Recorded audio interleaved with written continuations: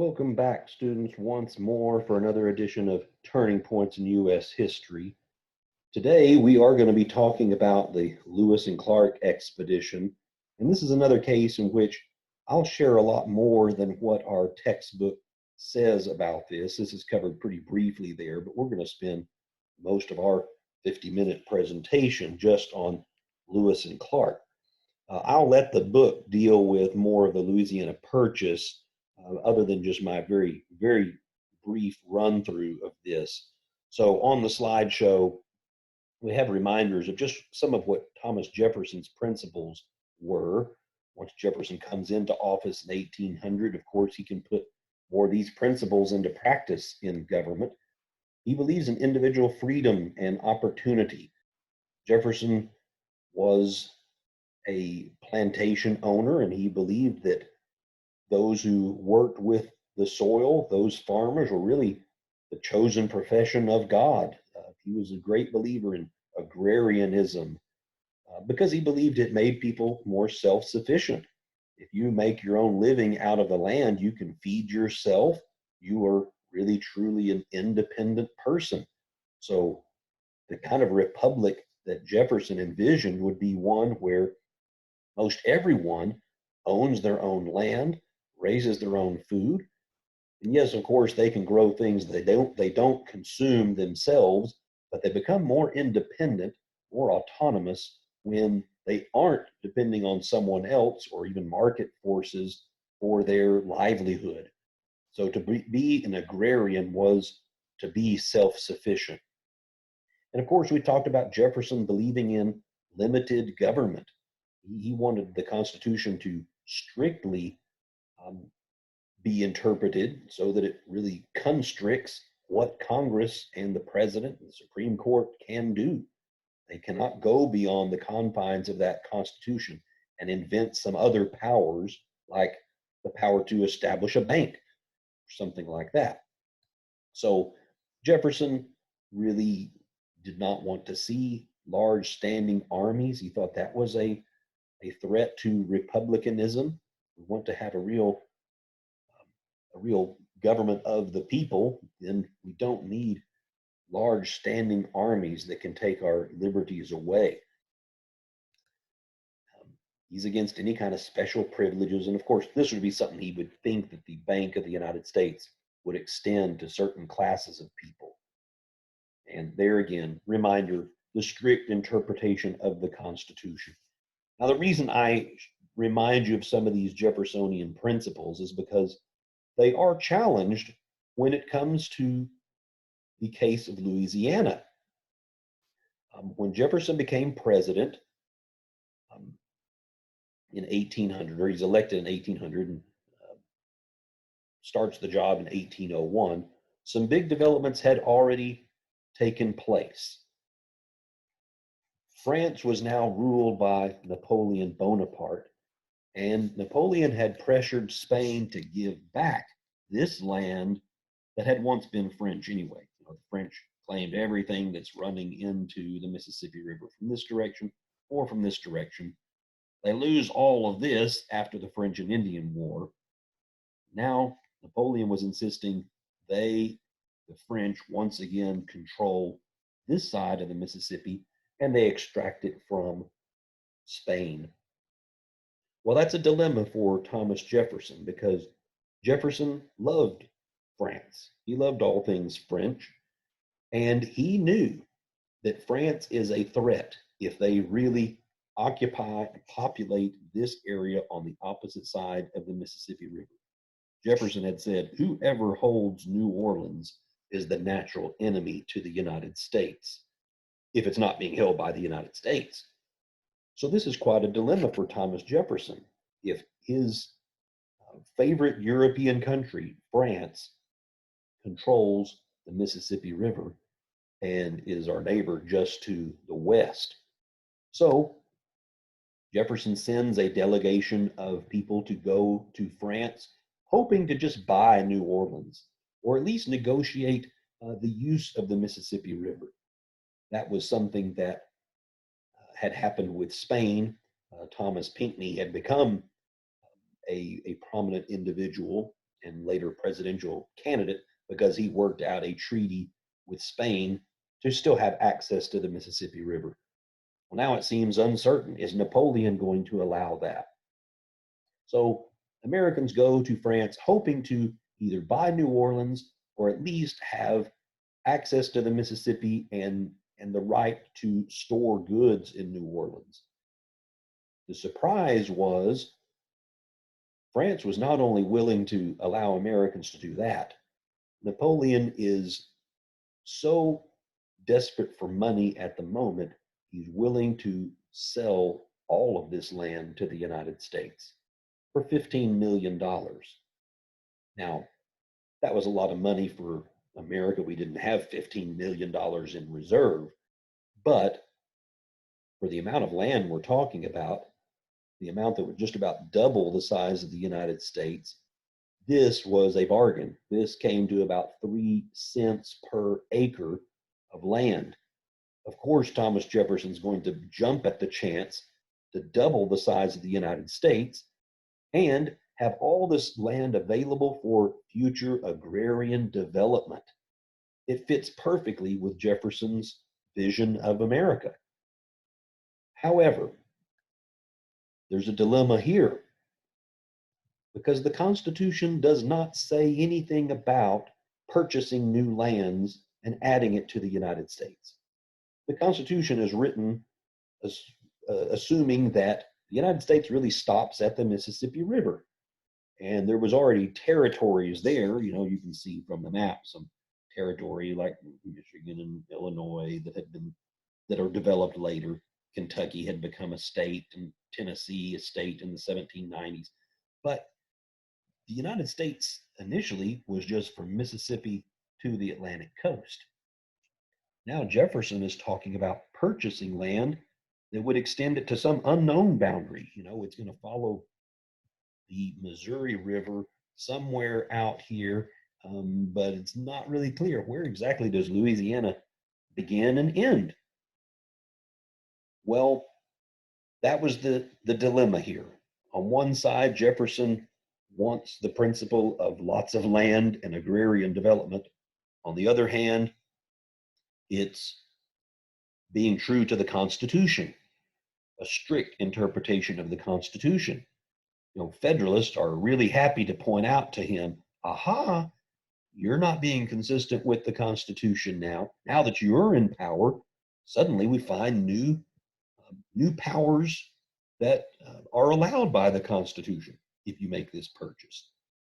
So Jefferson was in a dilemma here, but not for too long. For a while, he considered trying to get a constitutional amendment that would allow purchases like this, but that would take too long. And who knows how long Napoleon is going to let this offer hang out there.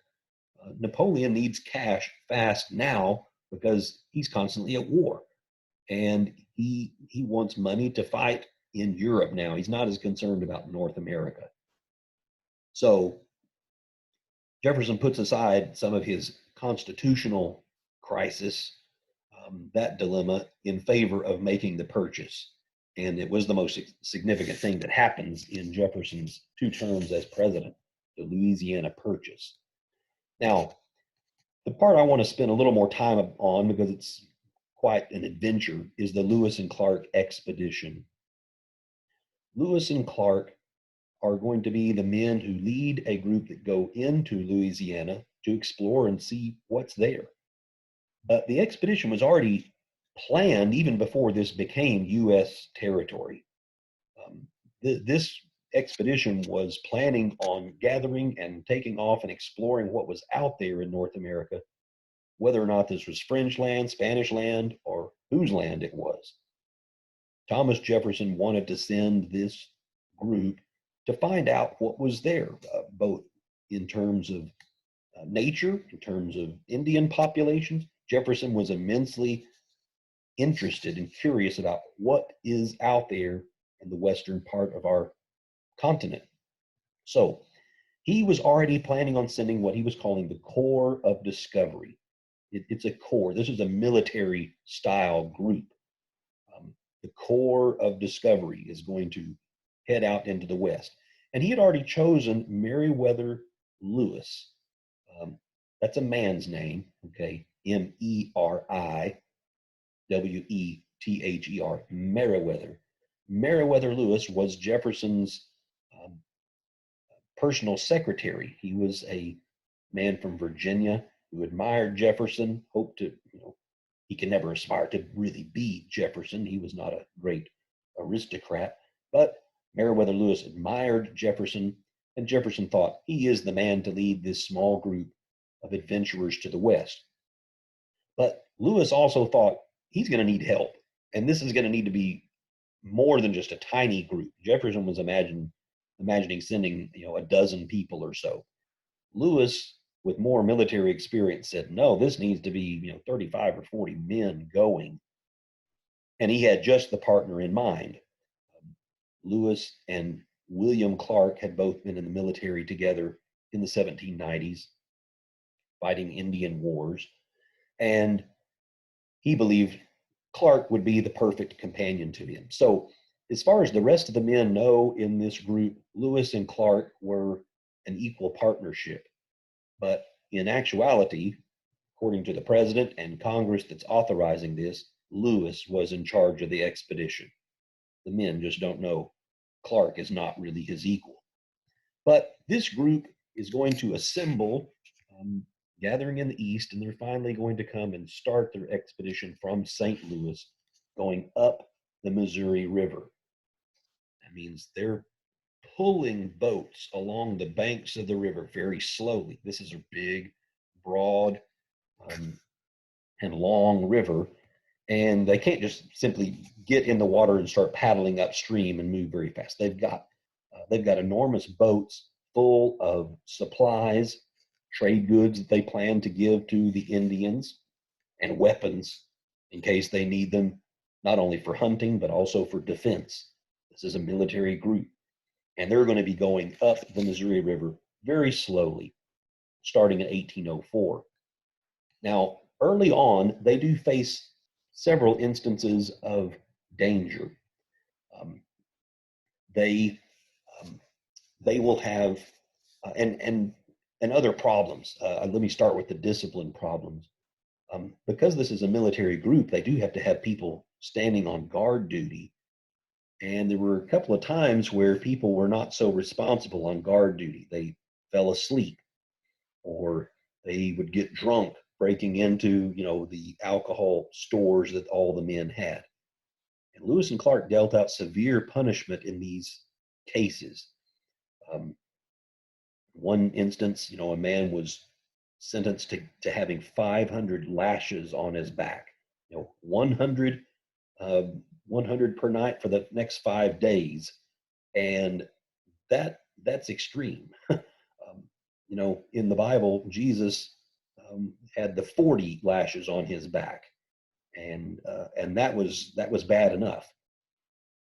Another time, a man falling asleep would have to run a gauntlet. That means just run between all the other men as they have pulled down limbs and clubs, sticks, and things to swing at them. So you get beaten up as you run down the line or run through the gauntlet.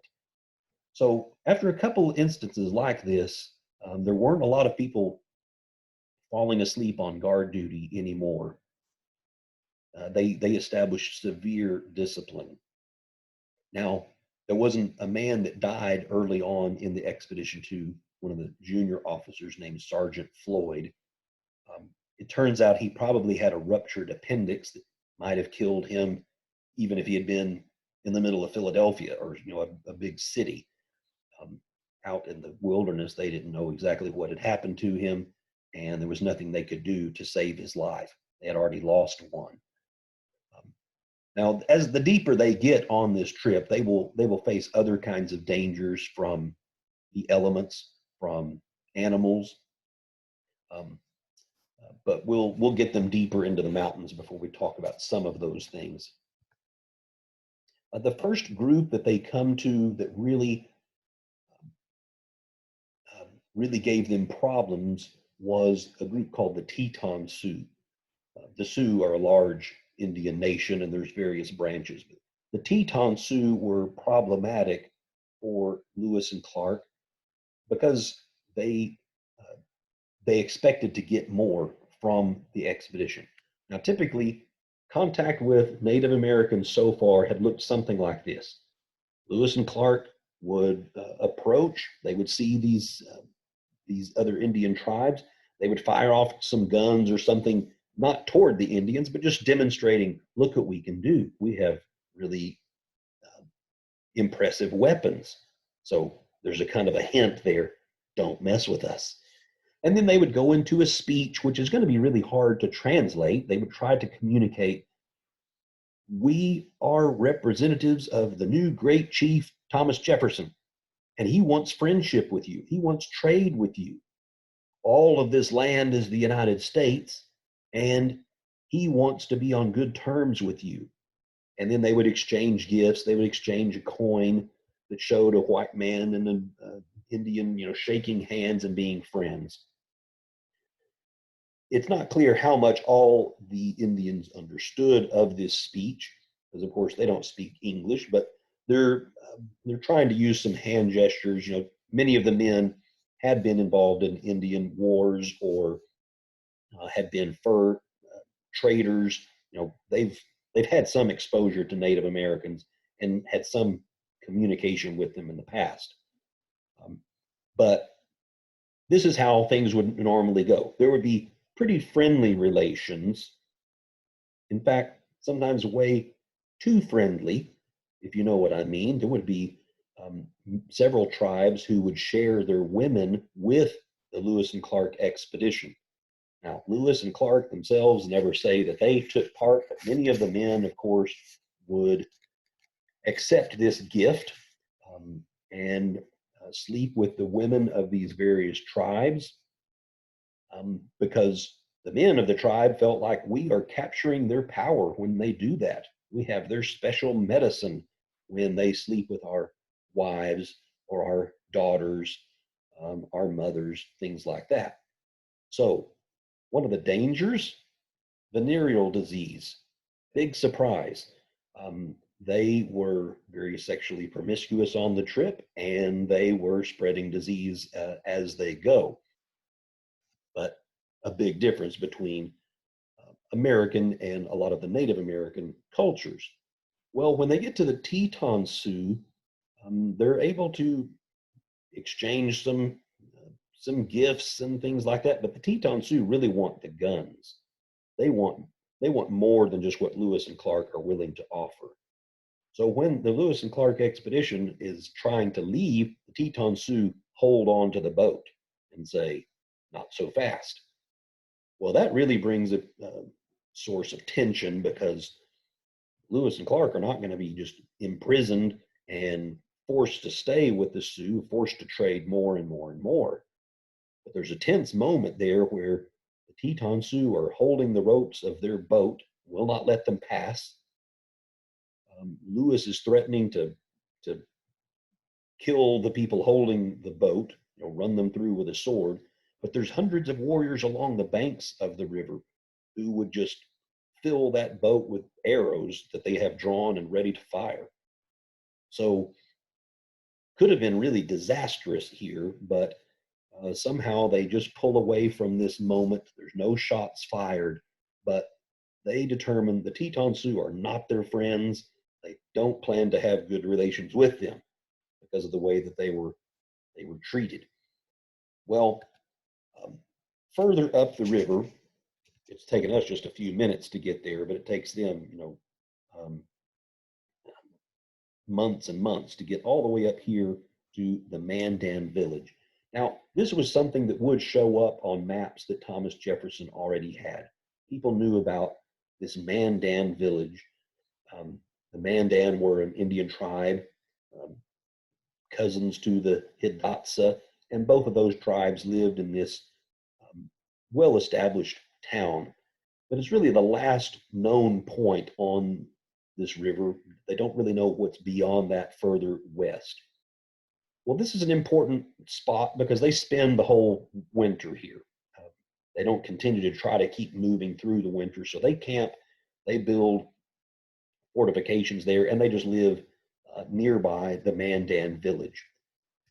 Now, this is an important winter also because they meet some future members of this expedition.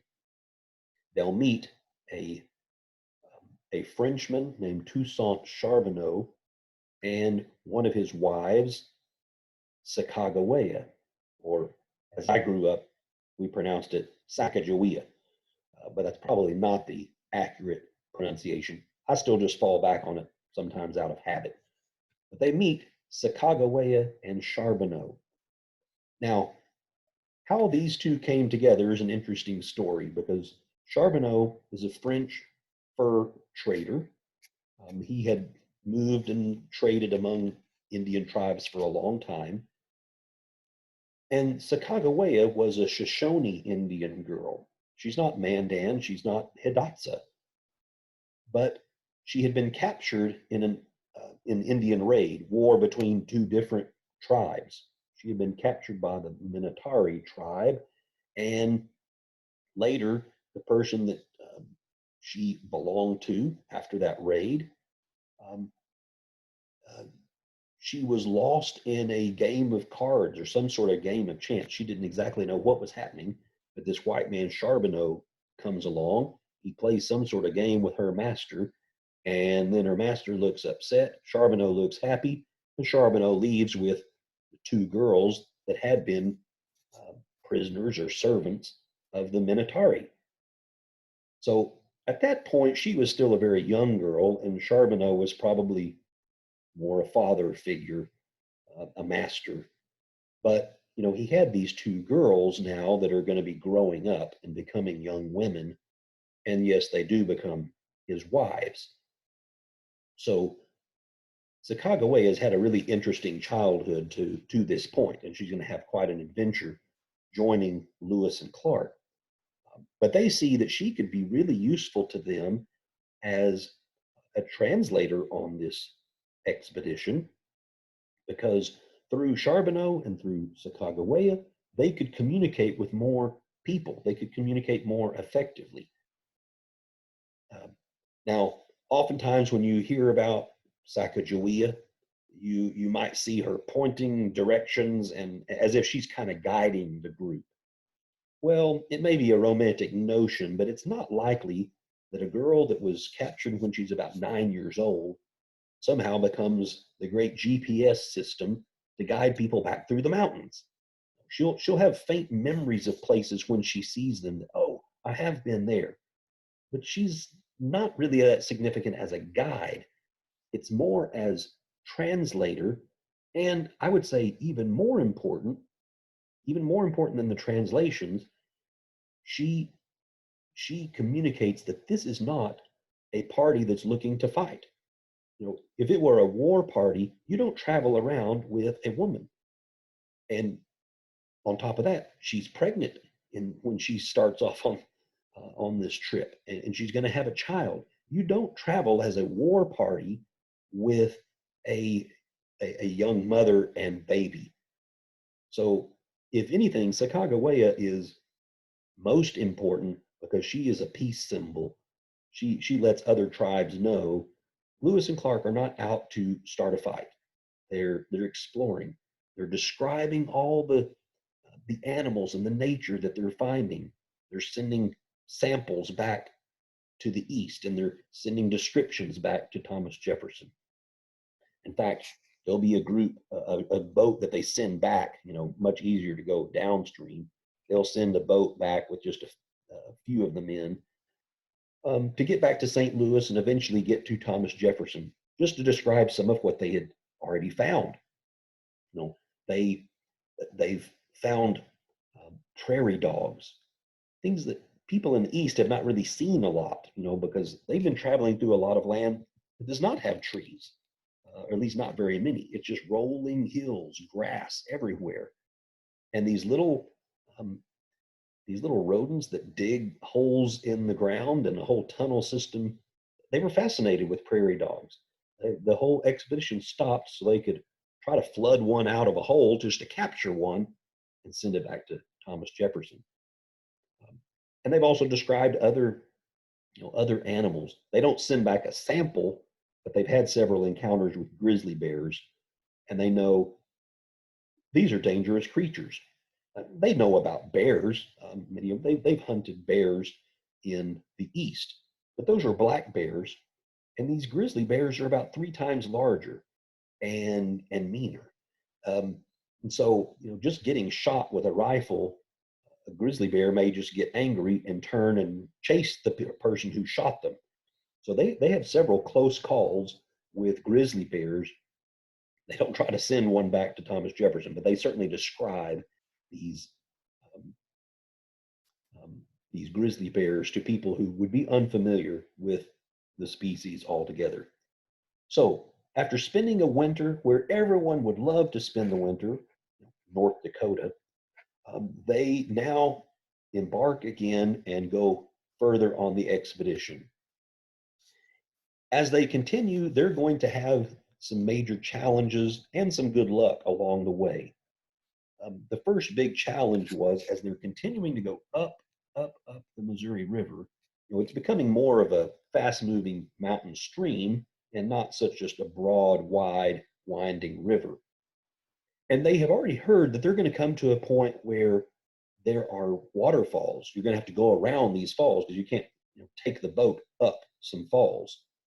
So they were anticipating this slowing them down some, but they had no idea how much it was going to slow them down. When they come to what is now Great Falls, Montana, there's a series of waterfalls there, range from 20 or 30 feet to closer to 100 feet drops. Um, this takes them over a month to get around. They've gone about 18 miles in 1 month as they have to take everything out of the boats. They basically, this is the end of using the long keel boats they've been using. They're going to have to carve some canoes. They're going to have to travel a little lighter, and just getting around these falls takes a really long time. It was exhausting. That was a great misfortune. And an even bigger disappointment is they are approaching and coming into the Rocky Mountains as you get further into present day Montana here. Um, they were approaching the Rocky Mountains, and they could see these mountains from a great distance, and they're much higher than anything that they would have known from the Appalachian Mountains. They can see these are snow-capped mountains. It never melts because it's up so high. It's above a tree line. So they know this is a formidable um, obstacle to cross. But they're hoping that once you cross one ridge of mountains, then they'll find a stream running down the other direction, and they will have found some way to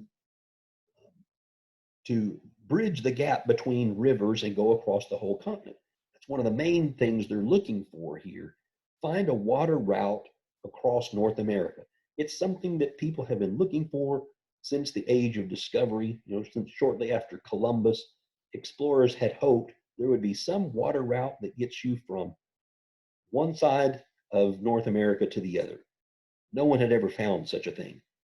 Lewis and Clark are hoping when you get past one ridge of mountains, it would be smooth sailing downhill. But what do they find instead when they, come to a mountain pass and get over one ridge? They're going to see nothing but mountains as far as they can see. It's not one ridge, it is a range of mountains. So as far west as they can see, it's more mountains. You look north, more mountains, south, more mountains. And that was a depressing thought. They've got to keep on traveling through these mountains, and there is no easy water route across North America. That's going to be disappointing news to share with President Jefferson. But there were good things that happened to them as well. As they have very tough time um, traveling through the mountains, they know we're going to need horses to get through this. Um, they haven't traveled with horses already. They're just going to trade with an Indian tribe to obtain horses. So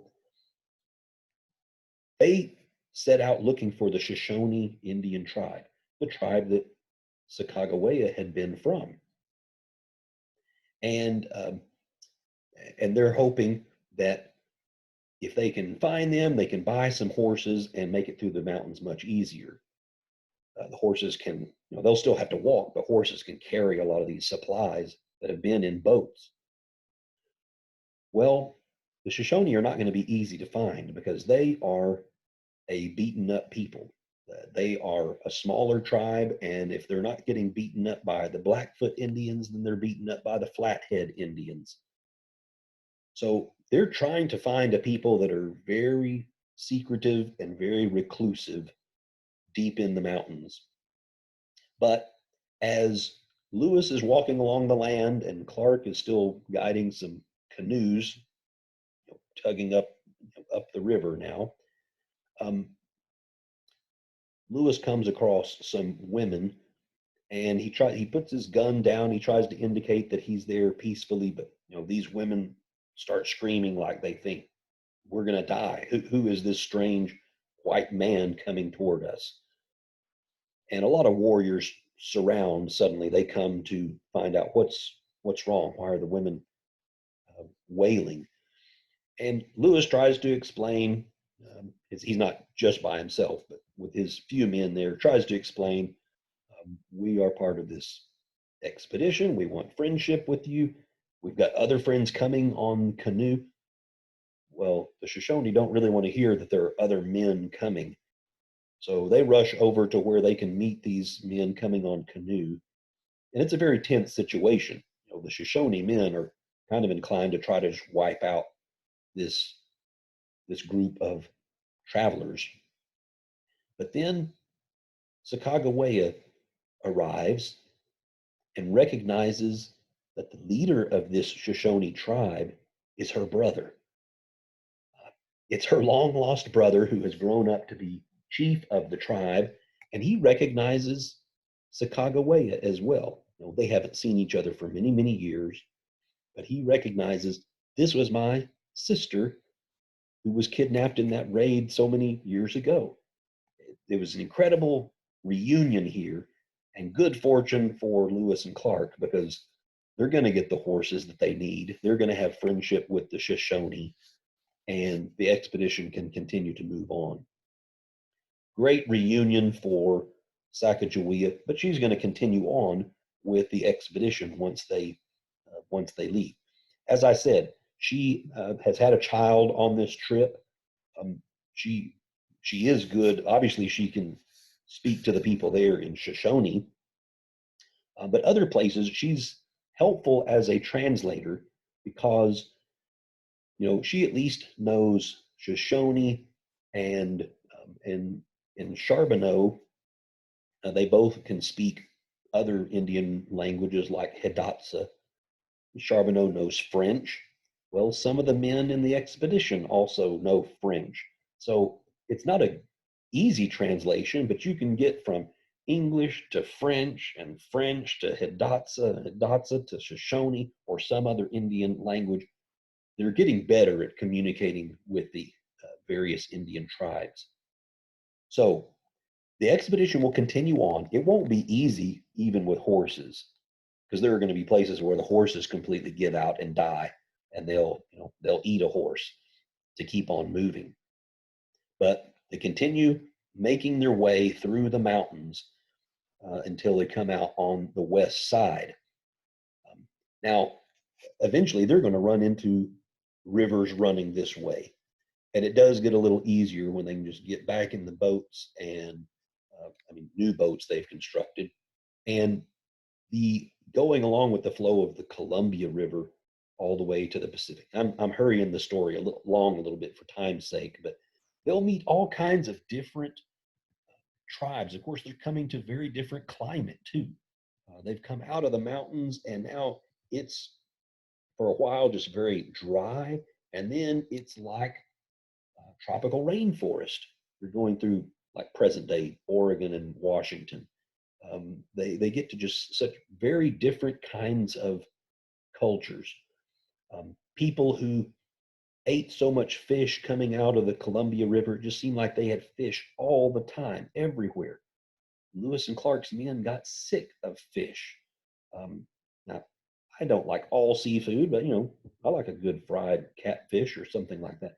They got so tired of fish, they really wanted to um, just have meat again. That they even wanted to, have dogs from the Indians. They'd rather eat the dog meat than have fish again. By the way, these men ate a lot of meat, a lot of protein on this trip. A book by Stephen Ambrose estimates that they were eating several pounds of meat per day per man, as they were going across the Great Plains and into the Rocky Mountains. They do a lot of hunting. They kill, elk and bear and deer. They eat, and they're just lots and lots of pounds of meat per day. Well, today you might hear, well, that's not very healthy. What about your fruits and veggies or a protein shake? Well, they're also doing something that's very strenuous all day, every day, and they're not getting fat on this trip. They're burning off whatever they are eating, and when their head hits the pillow, they're immediately asleep. Um, so interesting things about their diet here, but sick of the fish. Well, we'll speed them on their return here. They spend the second winter here, basically at about the split between modern day Washington and Oregon. They've come all the way to the Pacific Ocean, and it's really beyond what Louisiana was defined as. Um, this winter wasn't nearly as cold as the one in North Dakota, but it's more miserable. It's wet. It just rains all the time, and they really get sick of the rain. They can't keep anything fresh. They can't keep food from rotting or their clothes just being damp and wet all the time. They're more than happy to leave, but they were so excited to have made it all the way to the Pacific Ocean. They can see what all was out there, and they found out so much. Well, on the return trip, they decide to do a little more exploring. They can split up, and Lewis can see some things, and Clark can see some things. They can even subdivide their groups and meet up together.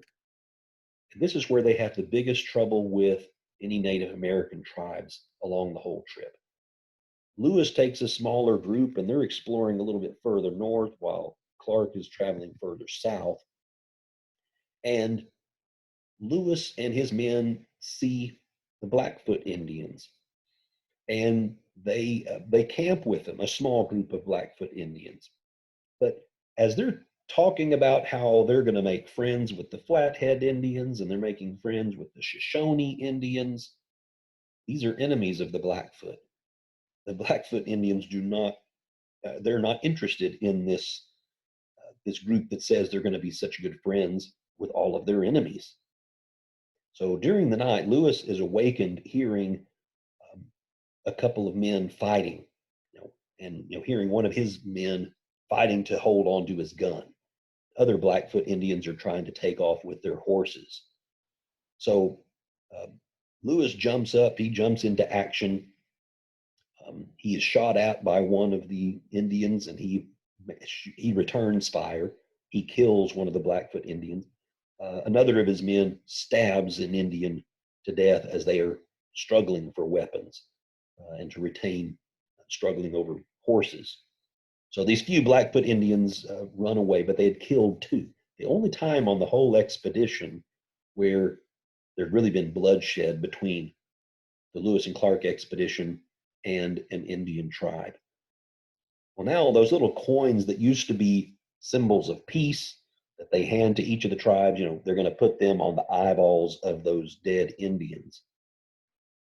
There's not going to be good relations between the United States and the Blackfoot Indians, not in um, not in 1806, and not decades later when more American settlers make it this far west. They will have, they'll have to pass by the Teton Sioux again, but there's no fight. They just don't stop. They both exchange some words as they just quickly go by. But once they pass the Mandan village this time, and by the way, They say goodbye to Sacagawea, her son, and Charbonneau, who they didn't ever really like that much. They say goodbye there, and they continue on their journey very quickly. Now, going with downstream, they can make 50 or 60 miles a day, and they're hustling to get back to St. Louis.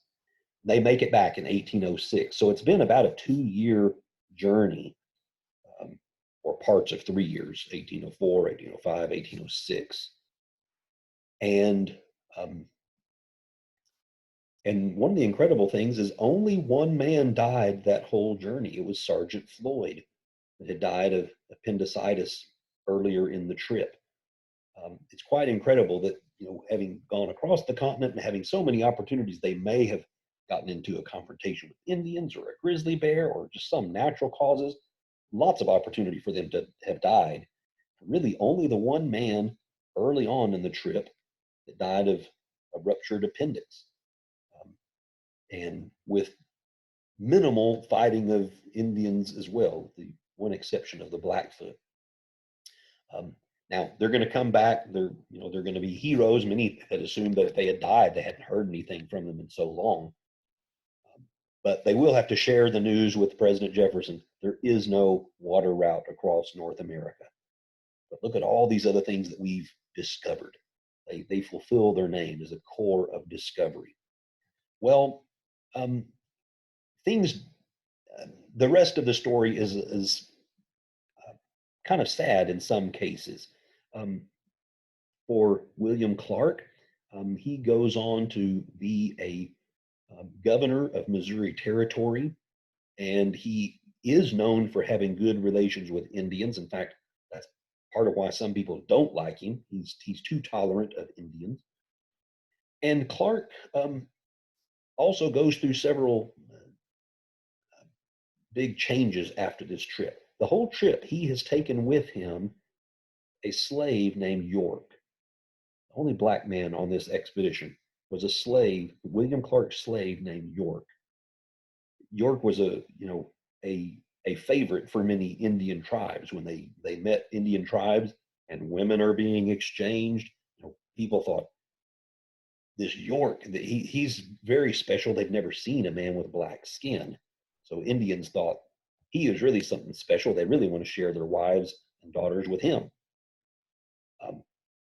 But when York came back from this trip, he really started pressing more for his freedom.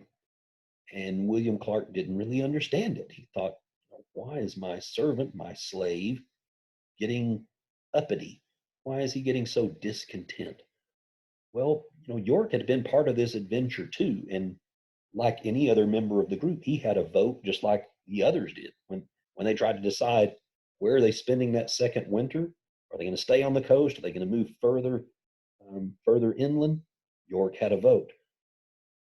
So William Clark finally, reluctantly, freed York. But a big turning point in his life. Clark would also help raise some of Sacagawea's future children. Sacagawea died pretty young still, and Charbonneau was not really going to be much of a father to just raise these children on his own. So William Clark adopts Sacagawea's children and raises them as his own after he's married. So an interesting story for William Clark. Now the cabin you see here, this is a cabin where Meriwether Lewis took his own life, or at least there is some controversy about whether or not he could have taken his own life or someone else may have killed him. He dies here, and most would say this was a suicide. He was a man who battled depression a lot already, which is kind of baffling because he always felt like he hadn't really accomplished much. He hadn't done much with his life, but some would say you led this expedition, this very successful expedition to find out about the American West. This is the future of America, and Lewis couldn't really see it that way. He had just bouts of depression. And so while he was traveling back to Washington, D.C. to defend himself um, as someone who's being criticized for not for the trip itself, but later management and his government position. Um, he takes his own life here. And so this is an old picture of my. I had just two kids at this time. They're much younger then. This one's a senior now, and she's about to be a freshman in high school. But they're standing at this kind of unfinished monument because Meriwether Lewis died really still a young man. His life really was not finished, and so this monument looks like an unfinished monument. The cabin is there in the background. This is in Tennessee. Um, you kind of have to go off the beaten path to get here. But interesting thing, if you're inclined to look for these kind of historical sites related to Lewis and Clark, well, um, this certainly was a significant trip. Um, and even though they didn't find everything Jefferson was hoping to find, um, it does um, broaden Americans' view to looking toward the West. Here we have Lewis and Clark, and supposedly Sacagawea is pointing the way for them here.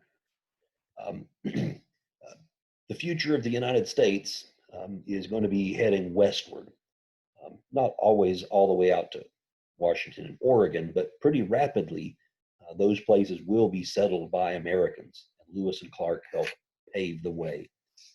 That's all for this presentation. I hope you've enjoyed this. I hope if you're interested in just finding out more, Lewis and Clark is a fascinating adventure tale. There's lots of good books on it. And of course, they kept lots of records too. And that's where you can get a lot of information about what they personally experienced. So, hope you enjoyed this. Have a great day.